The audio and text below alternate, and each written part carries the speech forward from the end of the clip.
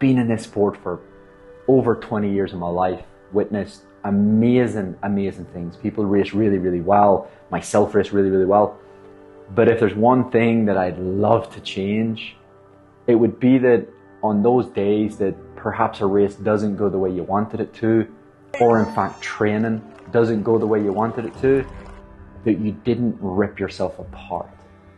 I went back to London, for the weekend, and then I went to Rome to be part of the European Championships. I was there to support Katie in what she was doing at European Championships, but also just to have a really, great trip in Rome. I'd never been. Even before I got on the plane to Rome, I had went to the track with one of my great friends. I was doing a little bit of training, he was doing a little bit of training.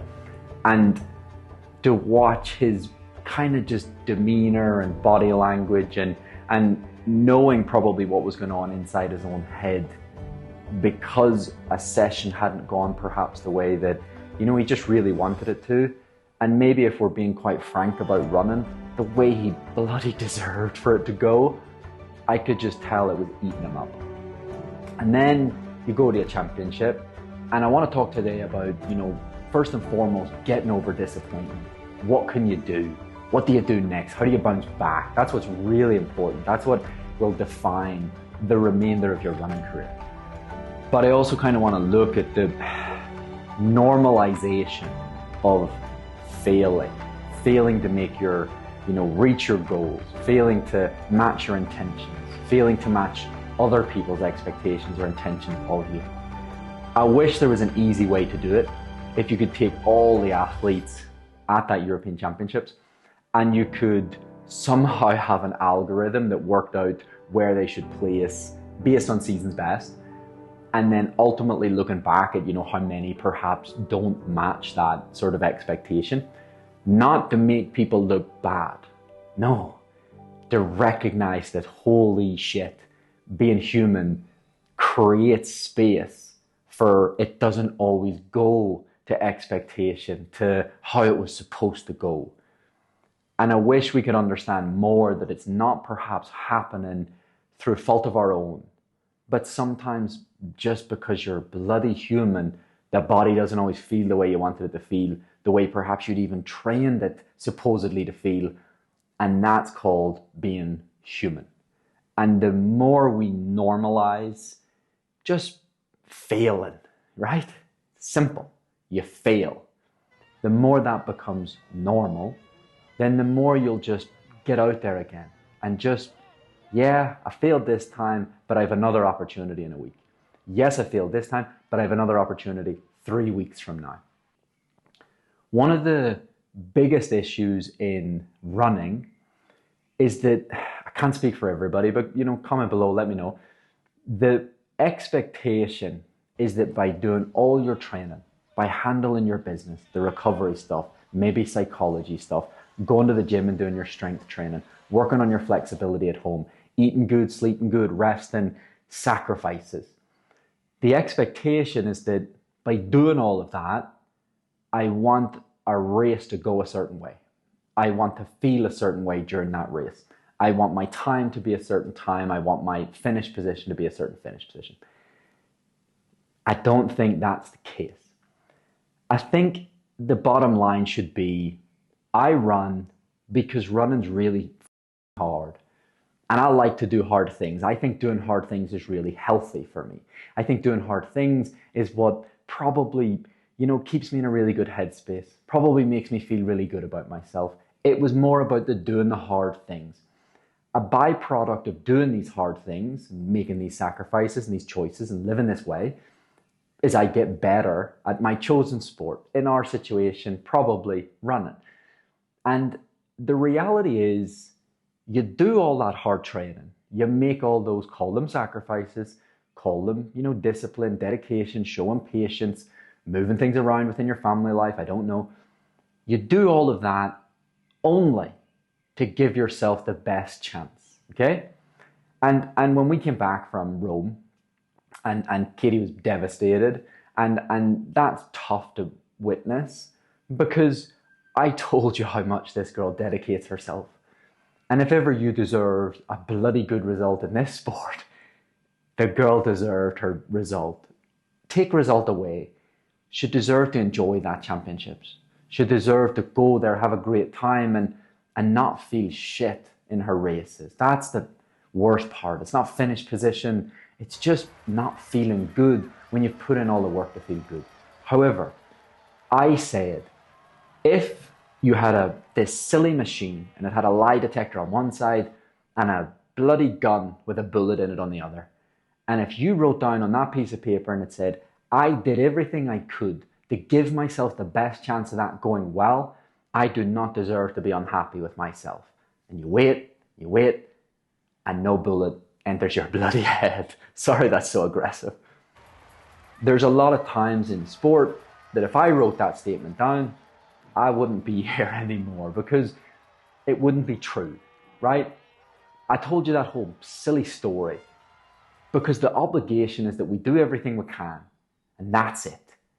Anything after that, the outcome, the race position, the finishing time, it wasn't ever in our control. All we could ever do was get ourselves on the bloody start line of whatever it is we're doing, as best prepared as we believe we could possibly be with the knowledge that we have, ticking all those little boxes, doing all those little things, and the gun goes and you give it a go, your best go. And sometimes it works out fabulously. I can probably count, this is a sad story, I can probably count about 8 to 10 times in 20-something years that a race has felt good and gone really well. I've had races that have gone really well, but they didn't feel great. Running's not the sport if you're looking for some kind of guarantee. That's not running. But that's not why we choose to be runners. Humans, whether we like it or not, probably like failing. Because then we go, why is this so difficult? Why is this so hard? I thought I had it figured out. I thought I just had to do this, this, and this, and it didn't work out the way I wanted it to.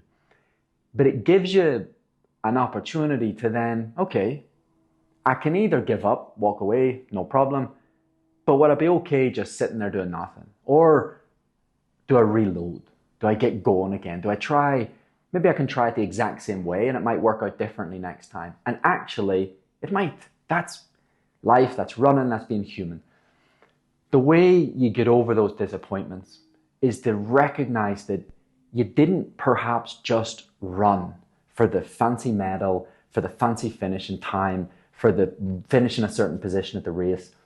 You probably run for the same reason that I do, because it's bloody hard. And guess what?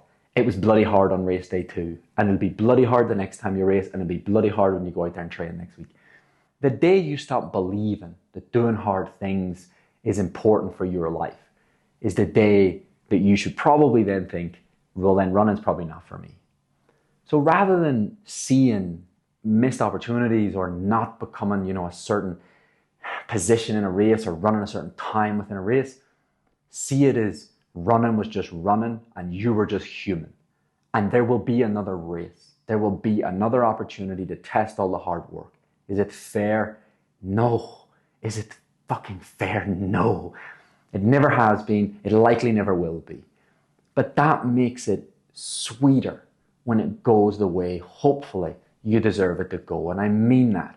So learn from these tough experiences. Recognize why you run more than the extrinsic rewards, more than the medals, more than the finishing times, more than the finish in a certain position.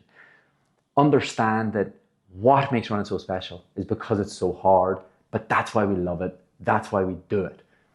The other amazing thing to come away from European Championships was inspiration for myself. Not because of how well somebody did and it really inspired me. I was more inspired by this group of Irish supporters that were there to support these Irish athletes and the photographers and the people in the stadium and the people You need everybody to play their little role for these championships to be as special as they are. And without one, you can't have the other. That group of Irish supporters getting behind those Irish athletes, it made me want to be there and be really fit because they deserve that. They're there, they're making their effort, they're doing their bit. And I bet they wish they could be out there.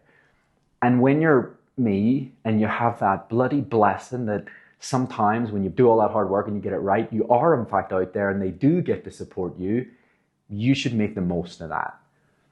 So I should start making the most of the abilities that I have. That's the point. Getting over disappointment, remind yourself why you run. You do it because it's cool to do bloody hard things, and keep doing it. I hope you enjoyed this episode. Can we throw a few comments below? Katie's looking for positives out of this situation. And this is tough time now. That's the toughest part of running, when you have to bounce back from. All disappointment is relative. And you can't argue or fight with somebody if they felt that something didn't feel good and it was disappointing to them. You can only support them through that process. My support was, you love running. You still get to love running tomorrow. This is still something I know you'd love to do. Always. Running is special. You can check out the Jogging Room website, the masterclass. I did do for Global Running Day. If you buy the masterclass, you get a free training plan. I'll honor that based on this video. If you DM me, if you sign up, there's merchandise, that kind of thing. Like, subscribe, do all those lovely things, and just take care. But we do running because it's hard, not because we want it to be easier, not because we wanted a guarantee, but because we like doing hard things, and we probably just love running. So take care, enjoy it. Bye-bye for now.